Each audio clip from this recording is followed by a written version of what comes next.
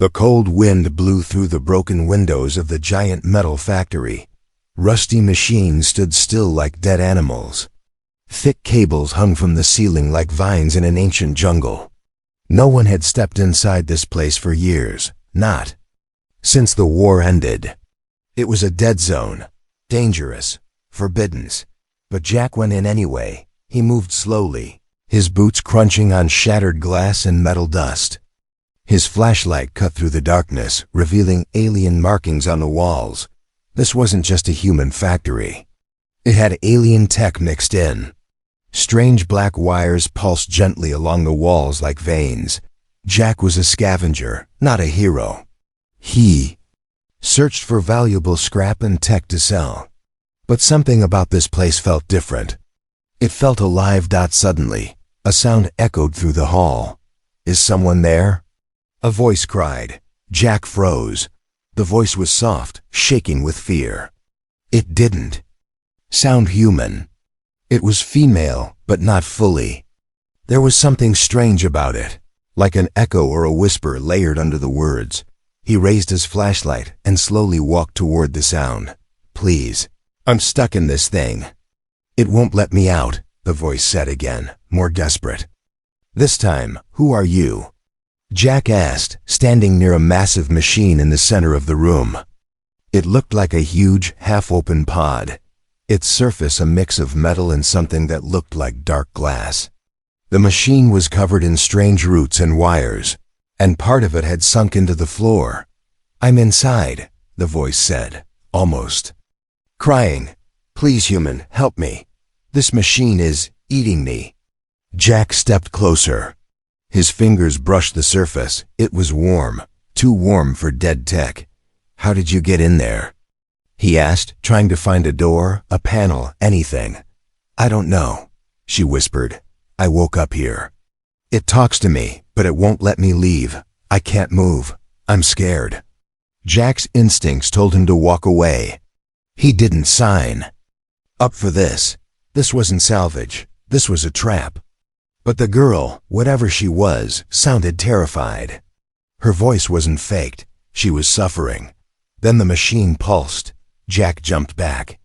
The pod-like machine gave off a dull red glow. For a second, then settled again. He looked around. No weapons pointed at him, no guards, nothing. But the machine definitely reacted. "I heard that," the girl said quickly. "It knows you're here now. Please help me before it changes again." "Changes?" Jack asked, now scanning the device closely. There was no hatch, no clear opening. The glass part was thick, fogged up. He couldn't see inside. "It shifts its form every few hours. It experiments on me," she said, her voice shaking harder now. "Sometimes it lets me sleep, but sometimes it hurts me. And now it's hungry again." Jack's gut twisted. He had seen alien machines before. He knew some were built with a kind of mind. Not AI, but something worse, living code, hungry code. "All right," he said, "I'll try. But if I help you, you better not be tricking me." "I'm not," she whispered. "I swear. My name is Aruna. I was taken. I don't even know how long ago. Please, human, take me and pull me out." Jack pulled his tool bag off his shoulder and opened it. He took out a plasma cutter, a scanner, and a mini energy spike. He placed them on the floor and scanned the surface of the machine. The scanner blinked red. Organic metal fusion. Unknown tech. "Neural response active," the device read. "What the hell is this thing?" Jack muttered. Suddenly, a low growl rumbled from inside the pod. The surface rippled, like the machine was breathing. Jack stumbled back. The voice inside screamed, "Don't go, it's waking up. You touched it, and now it's going to try to bond with you." Jack turned to run, but then stopped. He heard her crying again. "Please, I don't want to be alone again."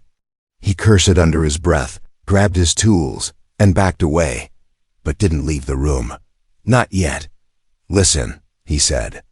"I don't know what you are, but I'll come back. I need time to understand this machine, to know how to open it without killing us both. Aruna's voice lowered, soft and trembling. Okay. But hurry. I can feel it watching you now. If it likes you, it might never let you go either. Jack turned and walked out of the room, the machine pulsing softly behind him. His heart was pounding and his hands were shaking. This wasn't just another scrap job. This was a rescue, and maybe a battle for his own soul. Asterisk, the door behind Jack slammed shut by itself. The wind outside had picked up, but it wasn't just weather. The factory air felt thicker now, like it was holding its breath. As Jack stood in the open lot outside, staring at the building's broken windows, he felt it, that strange pull in his mind. Something was still calling to him. He sat on a metal crate, pulled off his gloves, and looked at his hands. They were shaking. That voice, Aruna, was still ringing in his ears, soft, scared, but not weak. It had something else behind it, something old, something buried. He had heard of machines built for war. Some used living pilots. Some fed on brainwaves. But nothing he had seen in his years as a scavenger had reacted like that thing did. It wasn't just alive. It was hungry. He opened his small backpack and pulled out his notebook, not digital, but real paper.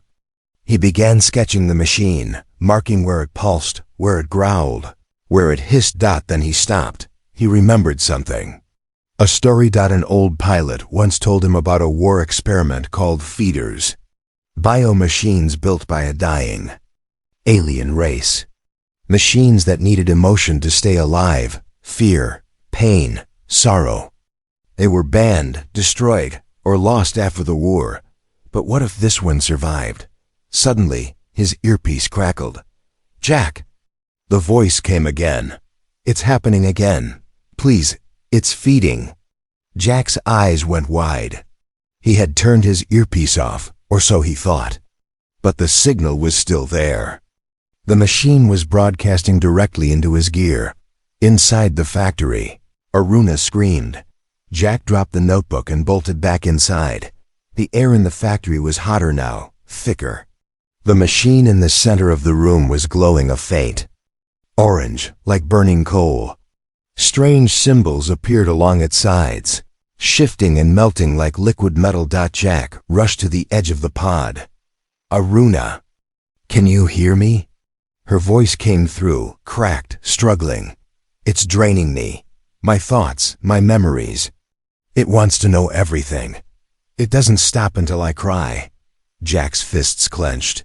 He had no weapon strong enough to break the pod, but he had something else. His grandfather's old null spark. A power burst that shorted out AI systems. Not permanent, but enough to disrupt them for a few seconds. He took it from his belt and pressed it against the machine. A sharp crack exploded through the air. Sparks flew. The machine went dark, just for 2 seconds, and then roared. Yes. It roared, like a beast. A wave of heat hit Jack's face. The pod pulsed violently, and the floor cracked under its weight. But for those 2 seconds, he heard her clearly. Human, I saw what it's doing. It collects minds. I'm not the only one. There were others, maybe hundreds. Their voices are still in here. It feeds on us forever. Jack was stunned. Then how are you still yourself? She was silent for a moment. I fight back, she said. He backed away, mind spinning. This wasn't just a trap. This was a living prison. Worse, it was a feeder hive. A thinking machine that digested souls. Can you still feel the others? He asked quietly. Yes, she whispered. Some scream, some are quiet. Some are gone. Jack stared at the glowing pod. And then, something horrifying happened. From the other side of the factory, another pod began to glow. What the hell? Jack turned fast. He hadn't noticed the second machine before. It had been cold, buried, under dust. But now it was pulsing too, as if the first machine had woken it up. Aruna, there's another one. No, her voice dropped in fear. then it's spreading. If one wakes the others, they'll take over again. They'll grow. Like before. Before? Jack asked. The Hive Wars. That's what your kind called it, she said. You thought you destroyed us all, but some machines were buried, hidden, waiting for new minds. Jack's legs moved before his thoughts did. He ran to the second pod and tossed his backpack against it. He searched for wires, for cracks, for any way in, but it was already too late. The second pod split open, steam hissing out, but nothing came out. Instead, something went in. A shadow moved behind Jack. He spun and saw a third pod, this one beginning to form from the floor itself, metal stretching like skin, wires slithering like snakes. The factory wasn't just hiding these things, it was part of them. Jack ran back to Aruna's pod. We have to get you out now. You can't, she shouted, not without shutting the core. If you open me now, it will spread to you. You'll become a part of it. Jack breathed hard, looking around, his heart thundering. Then she whispered again, low and steady, almost calm. But I can guide you to the core, if you're brave enough to go inside it. The sky above the ruins had turned a sickly gray. Jack stood outside the factory, breathing hard, his hands still covered in grime and soot. Behind him, the machines inside pulsed with life, whispering without sound. He had seen enough to know. This was bigger than any salvage job. Bigger than one girl trapped in a pod and now more were waking up. He had one option, find someone who knew the truth. Someone older. Someone who had seen these machines before. He traveled half a day through the rocky plains to reach a small alien village called Tiruankau. It sat near the edge of a crater where battle wreckage still littered the sand. The villagers were quiet, scarred by history. Some had glowing skin. Some walked with limps or carried mechanical limbs from old wounds. All had the same haunted eyes. Jack entered the local tavern, a dim stone building lit with soft red orbs. Old maps hung on the walls, but none marked the factory ruins. A tall alien bartender glanced at him and muttered, "Human don't belong." Near the glass field. You weren't inside, were you? I heard a voice, Jack said slowly. A girl, trapped. She said the machine feeds on her. I saw more than one. The bartender went still. Then another voice spoke from the corner. You touched it, didn't you? Said a wrinkled alien elder with a cracked breathing mask. He sat alone, sipping from a bowl of steaming purple liquid. Jack turned to face him. Yes, he said, and I'm going back. But I need to understand what it is. The elder stood with difficulty and walked closer, staring straight into Jack's eyes. They don't feed on food or power, the old one whispered. They feed on thought, fear, regret, shame, all the things that break a person's soul. That factory you walked into, it's not a building, it's a mouth. Jack didn't move. The whole tavern had gone silent. What do you mean? He asked. They call it Soul Hive, the elder replied.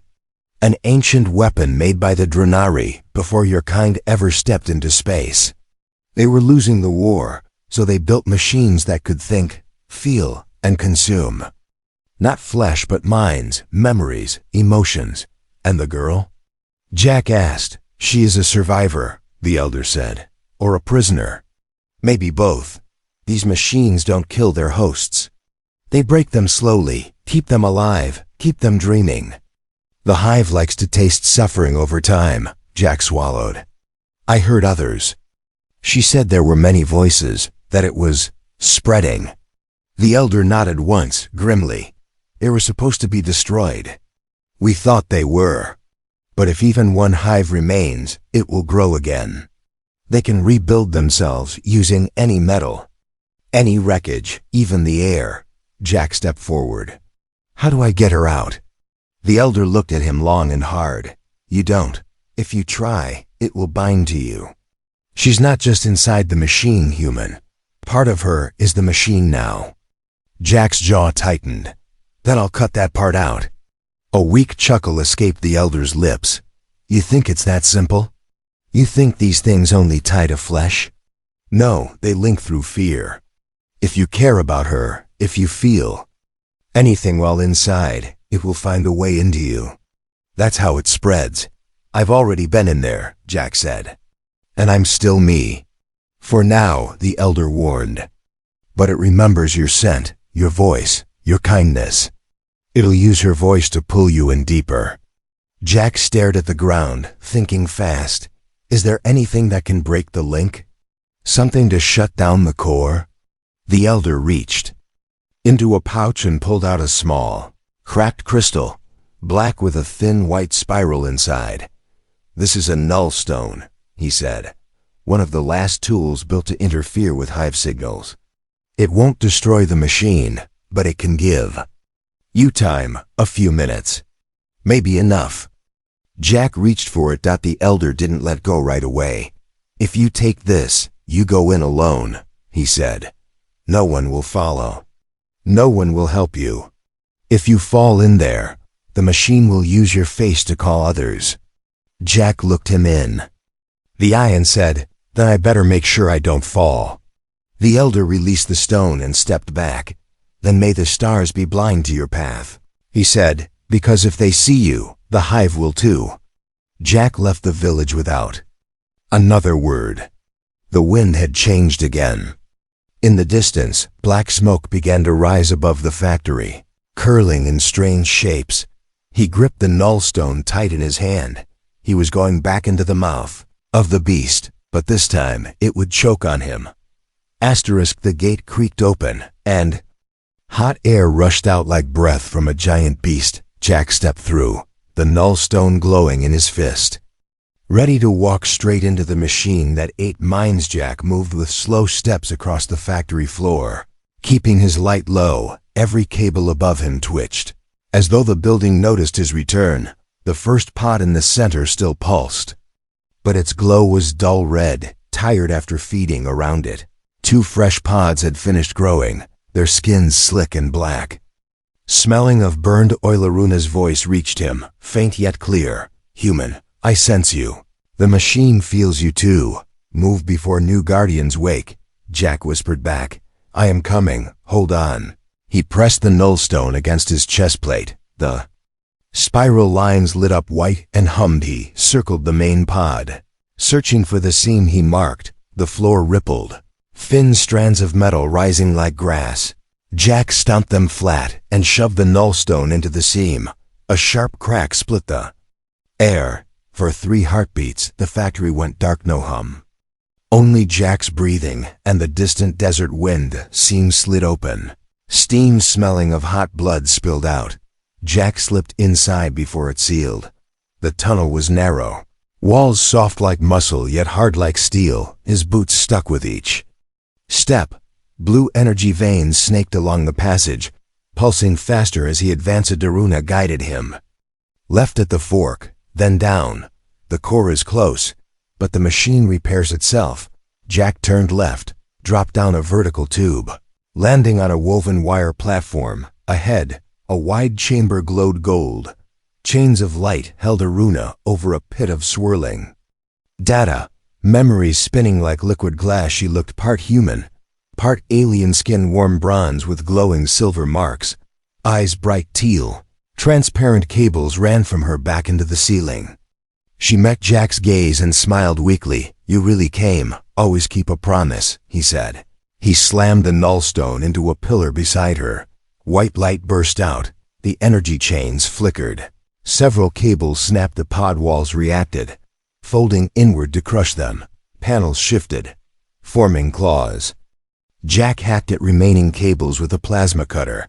Each cut made the chamber scream, dust shaking from rafters. A metal claw swung toward him. He ducked, rolled, and sliced it off. The floor split, revealing dark fluid that writhed like snakes. Tendrils leaped upward. Jack kicked free, grabbed Aruna, and yanked out the last tether. The room flashed crimson, alarms beating like drums. With Aruna leaning on him, they ran. The tunnel behind them narrowed, walls pushing together. The nullstone cracked from stress, its life fading. Aruna stumbled, legs weak. Jack scooped her up, muscles burning, and charged on halfway through. A guardian rose, a towering shape of spare parts and bone, arms ending. In spinning blades, it blocked the way. Voice booming inside their heads. "You will feed the hive." Jack planted his feet. He set Aruna down behind him and fired short bursts from his pulse rifle. The shots sparked but barely slowed the creature. He remembered the Elder's warning, fear is food. He forced calm. The guardian hesitated, confused by the absence of terror. Jack seized the moment, drove the plasma cutter into its chest. Metal tore, sparks flew. The guardian howled and sagged. "Run!" Jack shouted. Aruna managed a shaky sprint, Jack close behind. They burst through the first seam just as the nullstone shattered. The pod entrance slammed shut behind them. Outside, the new pods screamed in chorus. But Jack was already heading for the doors. They reached open air, dust swirling, evening sun bleeding orange across the sky. Jack looked back. The factory trembled, cracks spreading across its walls. Then stilled, settling like a beast licking. Once Aruna knelt on the sand, breathing hard. Her silver markings glowed brighter, shifting like living ink. Jack knelt beside her. "You all right?" She nodded, touching her chest. "The chains are gone, but something of the hive is still inside. It whispers of other nests." Jack squeezed her hand, then stood. Eyes on the horizon where dark clouds grew above distant ruins. Jack wrapped a cloth around Aruna's bleeding wrist, each turn gentle, his heart pounding with new purpose. She closed her eyes and pointed west. "I hear cries that way, weaker than mine but still alive." Jack lifted his canteen, shared the last of his water with her, then reloaded his rifle. "We will silence those cries." He knew this rescue was only the first step in a larger war, yet he also felt the machine's grip on his mind fading, replaced by fierce resolve. The hive had nearly swallowed a brave soul. Now it would learn how stubborn humans could be. The night was silent, too silent. The desert wind had stopped blowing. Even the stars above seemed frozen. Jack and Aruna stood at the edge of the ruined factory, both breathing hard. The escape had been narrow. Too narrow, but the hive wasn't finished. Suddenly, the ground trembled. Jack turned fast, aiming his rifle at the shadows inside the building. The walls of the factory weren't just standing still. They were growing, twisting, rebuilding. The cracked concrete floor started bubbling, metal wires pushing up like tree roots. A low sound rumbled from inside, not a roar, something worse. A heartbeat. Boom, boom. "It's awake," Aruna said, her voice full of fear. Jack grabbed her hand and pulled her back. "We're not done running yet." But they didn't get far. With a loud crack, the factory wall burst open behind them, and something huge stepped out. It was made of bone and machine. A tall figure, shaped like a man but with metal skin stretched over its frame, and a face with no eyes, only a smooth, silver mask. Its arms were long and ended in sharp claws. On its chest was the hive symbol, a circle with pulsing lines. Like a target drawn by madness. It spoke in a voice that wasn't a voice, like hundreds of whispers screaming together. "You took her, now you will take her place." Jack raised his rifle and fired. 3 bursts straight into the thing's chest. The bullets hit but didn't slow it down. The creature walked forward calmly, each step cracking the stone. Jack grabbed Aruna and ran for the rocks nearby. The monster didn't run. It didn't have to. Wherever they moved, the ground under them rippled. Hive metal was spreading, crawling over the land like roots under the sand. Aruna stumbled. Her knees gave out. "It's pulling me back. I can feel it inside my blood," she gasped. Jack slid next to her, holding her up. "Fight it. You're not theirs anymore." But she looked at him with terrified eyes. "It's not just pulling. It's speaking to me. It's offering peace, rest." Jack shook his head. "That's a lie." That's how it feeds. The ground exploded near them. The Guardian had caught up. Its arms extended like spears cutting into the stone. Jack rolled with Aruna, narrowly dodging the strike. His weapon was useless. The thing was too strong. He needed something else. Something alive. He reached into his pouch and pulled out the last of the Elder's gear. A small injector filled with glowing blue liquid. The Elder had said it was dangerous. It would increase strength and speed, but only for a short time. Close. Your eyes, Jack said. What are you doing? Aruna asked, buying us 10 seconds. He stabbed the injector into his neck. A cold wave shot through his spine, then fire.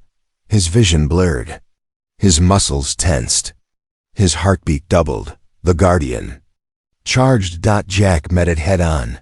He ducked the first slash, then slammed his shoulder into its chest. It stumbled back, surprised by the strength. Jack didn't stop. He climbed onto its back, found a bundle of pulsing wires near the neck, and ripped. The creature screamed. Its entire frame convulsed. Jack jumped off before it fell, but it didn't stay down. It rose again, broken parts twisting into new shapes. Run! Jack shouted to Aruna.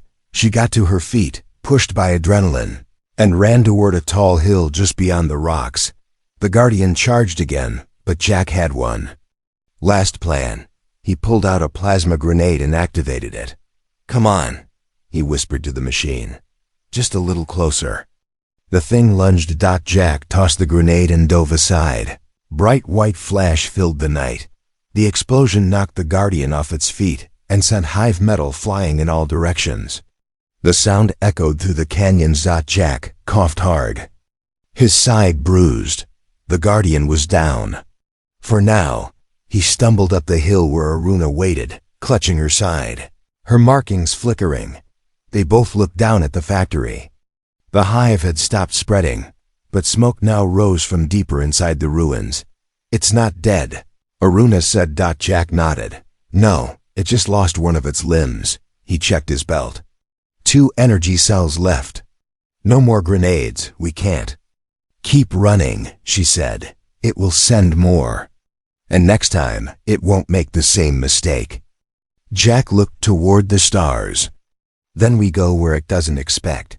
Where? He took a deep breath. Off-world. To the outpost where old weapons are studied. Maybe someone there knows how to cut the hive from your body without killing. You, Aruna didn't answer. Her hand pressed over her heart. Her fingers shook. It's still inside, she whispered. But when you fought for me, it grew quiet, like it was afraid. Jack stared at her. Maybe the hive didn't just feed on fear. Maybe it feared something too. And maybe that something was him. Asterisk. Jack's ship rattled as it entered the outer orbit of the research outpost. He held the control stick tight. Trying not to look at Aruna slumped beside him. Her skin was shimmering again. But not from beauty. The light in her veins was flickering like a dying star. They had escaped the hive for now. But it had not left her. The outpost was built into the side of a mountain, surrounded by ice cliffs and black clouds. Inside it were scientists, soldiers, and alien researchers, people who spent their lives studying ancient weapons and dangerous tech. If anyone could help her, it was here. The docking clamps clicked into place, and the ship hissed as it sealed. Jack carried Aruna in his arms. Her body was lighter than it looked. Too light. Her voice was weak but clear. Don't let them cut me open. Promise me that. I won't, he said, stepping into the steel corridor. You're not some machine to take apart. 3 guards met him inside. Rifles raised. One of them lowered his weapon when he saw Aruna's condition. She's infected, said the tall female officer. That glow means hive contamination. I know, Jack answered. That's why I brought her here. They scanned her body and took her to a quarantine room filled with glowing glass walls and med beds. The lead scientist, a gray-skinned alien named Dr. Revik, walked in with 2 assistants and a scanner in his palm. I've seen this before.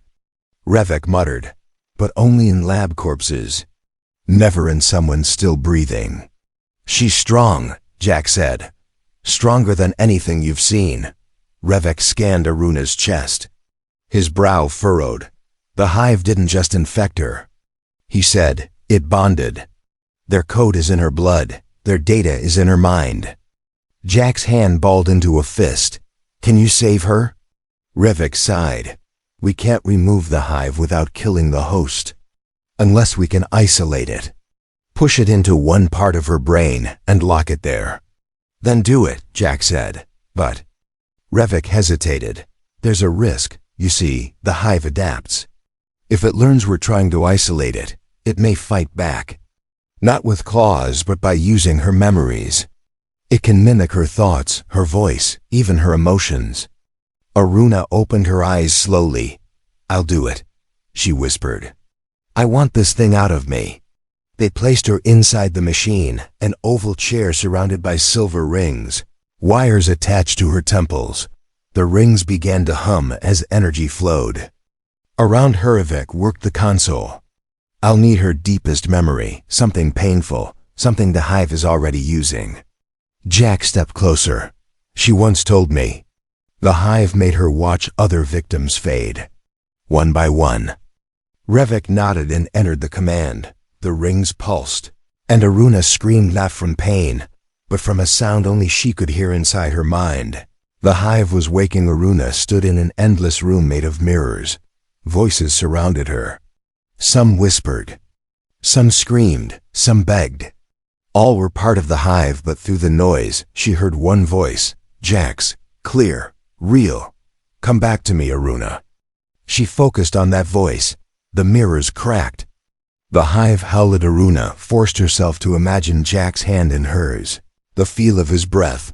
The warmth of his grip. The hive struck her with fear, showing her Jack crushed under metal, screaming. In pain, but she didn't believe it. That's not real, she said aloud. You feed on lies. Outside, Jack watched as her body jerked in the machine, but her vitals remained steady. Revek turned to him. She's fighting it. Somehow she's forcing the hive into a corner. Because it doesn't know how to deal with hope, Jack said. Then the alarms blared. The machine began to overheat, energy spiking. Revek shouted, she's locking it in. But we need to shut it down now before it fries her. Jack slammed the emergency cutoff. The rings stopped. The hum died. Smoke filled the chamber. Jack rushed in, coughing, and pulled Aruna free. She was unconscious, still glowing, but not flickering. Her skin was calm. Her breathing even. She did it, Revek whispered. She pushed it back. It's not gone, but it's trapped. Jack held her tight. Then we keep it trapped, he said. Later, when Aruna woke, she reached for Jack's hand. I saw them again, she said softly. The other voices, still trapped, still screaming. Jack nodded. Then we go back. We free them. Revek's eyes widened. You'd go back into that place? Jack looked at Aruna, then at the stars. I didn't come this far to save. Just one, he said. Aruna's eyes glowed with steady light now. Not fear. The hive thought it had broken her, but it had only created something stronger. The desert was no longer quiet. The old factory still stood like a giant corpse in the sand, but something had changed. The wind had returned, the sky clearer, and the ground no longer pulsed beneath the surface. The hive was silent. But Jack knew better. It wasn't dead. It was waiting. From the outpost mountaintop, Jack and Aruna stood together, looking across the wasteland. A small scar glowed just under Aruna's neck, where the hive once tried to claim her. But now, she stood tall, her body strong, her mind sharper than ever. She had survived the impossible. She had faced the hive from the inside and won, but it wasn't over. We have to go back, she said softly. Not just to fight, but to rescue them. Jack nodded, loading a new energy core into his rifle. You said there were others still trapped inside, their minds, their voices. I still hear them, she whispered, but faint. Like echoes deep underwater. We might still reach them. Jack turned to face her. What if the hive tricks you again? She smiled, not with fear but with fire in her eyes. It already tried. It failed. Revik, the outpost scientist, entered. With a new device in his hands. This might help. A memory anchor. It keeps you grounded. If the hive pulls you into a shared mind loop again, this will call you back. Just press this button. Jack strapped the anchor to Aruna's wrist. Thanks, he said to Revik. Now tell us where the next hive is hiding. Revik hesitated. The scans picked up something 100 miles east of the old factory. But it's not underground. It's in motion. In motion? Aruna asked. Revik nodded. It's alive. A traveling hive, massive, bigger than anything we've seen. Jack raised a brow. How big? Revik pulled up the HOLO- map. The image showed a creature almost the size of a city, crawling across the sand. Its back was covered in towers made of bone and steel. Its legs were like cranes, each step shaking the land. A moving city, Aruna said. Revik looked at her seriously. It may already have hundreds trapped inside. We call it the cradle. Jack and Aruna exchanged a look. There was no time to waste. 2 days later they found it. The cradle moved slow, steady, its metal limbs carving deep trenches into the ground. Jack and Aruna parked the ship on a rocky ridge and watched it pass. There were voices coming from it. Not screams, not cries. Songs, not soft, sad songs. Like lullabies sung by ghosts. Aruna pressed her hand to her head. I know those voices. They're trying to keep each other awake. So they don't forget who they are. Jack loaded his gear. Then we're going in. They flew low, dodging scanner drones and metal tentacles, then dropped onto the cradle's back. The surface was warm, pulsing. The entire structure breathed like a living thing. Aruna led the way. She could sense the weak points, the cracks. The nerves. Inside, the tunnels were lit with blue veins. Jack followed closely, his memory anchor in hand. Every step they took, the cradle whispered in his ear. But he focused on Aruna's footsteps, her breathing, her calm. Then they found them. Hundreds of people, humans and aliens alike, suspended in liquid pods. Eyes closed, floating in silence. Jack moved to open one, but Aruna stopped him. No, she said. It'll wake the hive. We need to link to them first. Tell them they're not alone. She sat cross-legged on the floor, placed her hands on the metal, and closed her eyes. Her markings glowed brighter than ever. Then the pods started to blink one by one. Inside the minds of the trapped, her voice echoed. You're not alone anymore. The human is here. I am here. We came back for you. They began to stir. Some screamed, some cried, some smiled. But all of them remembered. Suddenly the cradle roared. The walls shook. A giant eye opened on the ceiling, red and furious. The hive had noticed, and it was angry. Jack raised his weapon. You ready? Aruna stood up, power burning in her skin. This time, she said, we don't run. The cradle opened from within, metal crashing like thunder. Bright light shot into the sky. And from it hundreds of survivors emerged, guided by the two who had defied the hive. Aruna, once a prisoner. Jack, once a scavenger. Now, symbols of hope. And in the dark corners of the galaxy, the hive whispered again, this time not with hunger, but fear, because humanity had sent its message. We don't abandon those trapped in the dark. We break the machine.